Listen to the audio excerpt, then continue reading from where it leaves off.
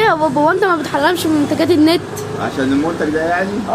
بص يا جماعه، مبدئيا كده الفيديو ده ما بينزلش غير لما نجرب المنتج. يعني انا مش هصور وانزله دلوقتي، انت هتلاقيه نزل بكره، يعني اجربه عشان ما اظلمش حد.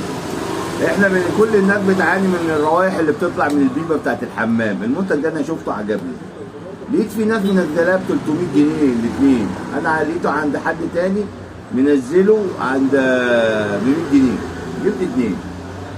بص المنتج عباره عن سهل قوي، بتحطه جوه البلاعه، تشيل لا مؤاخذه المصفى، الميه تتكب تفتح وتروح ايه مقفوله، الميه تروح نازله تفتح وتروح ايه مقفوله، ما يطلعش بقى ايه فيران صراصير روايح كريهه.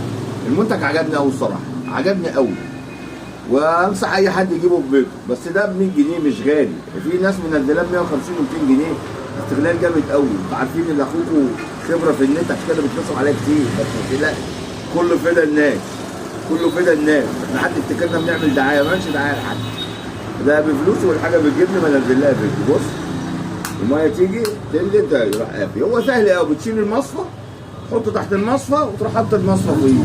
كل سنه وانتم طيبين على كده. الفيديو ده لما ينزل اعرفوا ان المنتج ده 10 على 10، لو الفيديو ما نزلش خلاص مش هتشوفوه. سلام عليكم.